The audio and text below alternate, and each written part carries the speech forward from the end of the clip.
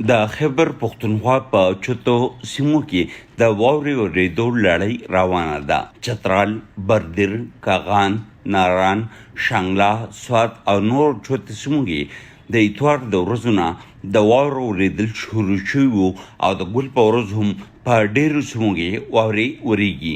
د سوات په چتو سیمو مالم جبا، میادم، کارام، اتروړ، مډلتان کې هم واوره ورېږي او د واورې کتوله ګڼ شمېر سیلانیان ښایسته سیمو ته د سیلګرۍ دپاره را روان دي. د ملکنډ نه واورې کتوله ملم جبې ته راغلی ساز خان ډیوه ته وایي ډېر خوندور موسم دی دلته او بیګانه خو واوره روانه ده او دا کم موږ چې په ګرمۍ کې لکه وګورو نو د دې د شینوالي یو خپل خوند دی، یو خپله مزه ده.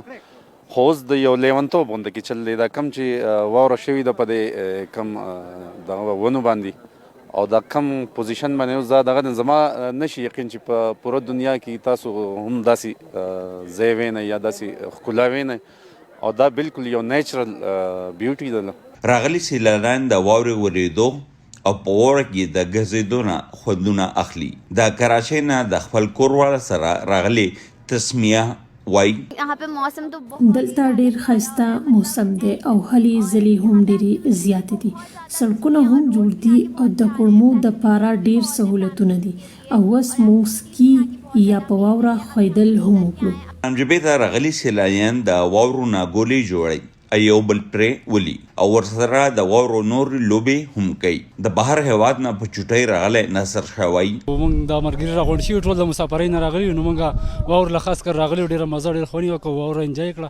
ټولو مسافرونو ته خواست دی چې راشي او دلته ملم جبا، کالام وغیره د ښکلې ځایونه دا ویني او دا انجوی کړي. ملم جبې ته راغلي سیلانیان په یخ موسم کې ګرم ګرم خوراکونه کوي او خوندونه ترې اخلي. اورېدونکو ته ور یاد کړم چې د سوات موټروی او د سوات نور سړکونو جوړېدو سره اوس د کال 12 میاشتې سیلانیان سوات ته راځي او د واورې ورېدو په موسم کې اوس ډېر زیات سیلانیان سوات ته را رواني. فیاض زبر، وایس آف امریکا، ډیوه، سوات.